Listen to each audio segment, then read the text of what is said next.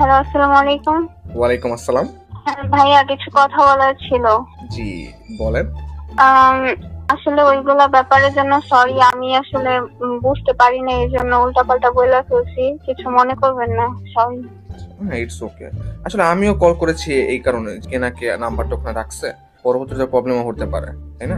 হ্যাঁ, আমি বুঝতে পারছি যে কে এই কাজটা করতে পারে, কারণ ওই কলেজের আমার একজন মানুষই ছিল। আমি ওর সাথে একদম সব সম্পর্ক শেষ করে আসছি, আর আপনাকেও সরি বলতেছি, ভুল মানুষের জন্য আপনাকে উল্টাপাল্টা বলে ফেলছি, কিছু মনে করবেন না।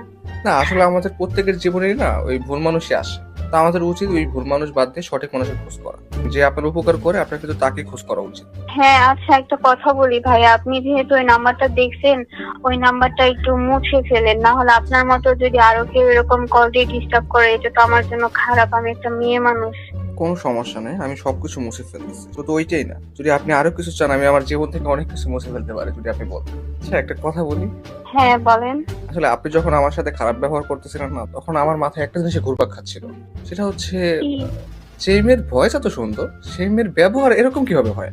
তার ব্যবহার তো আরো ভালো হওয়ার কথা। এমন কিছু না, আমার হঠাৎ করে রাগ হয়ে গেছিল যে এরকম একটা কিছু, মনে করেন না, আবারও আপনাকে সরি বলতেছি, প্লিজ। সমস্যা নেই। আসলে আপনার বাসা চাঁদপুরে, তাই না? হ্যাঁ। আপনি জানেন, আমাকে যখন কেউ জিজ্ঞেস করে যে পৃথিবীর মধ্যে জান্নাত কোথায় অবস্থিত, আমি তখন বলি চাঁদপুরে। কেন বলি জানেন? কেন?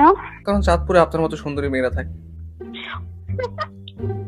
যদিও আমি আপনাকে দেখিনি, বাট ভয়েস শুনে বোঝা যাচ্ছে যে মেয়ের ভয়েস এত সুন্দর, না জানি সে দেখতে কতটা সুন্দর। Thank you, thank you. হ্যাঁ, ওয়েলকাম।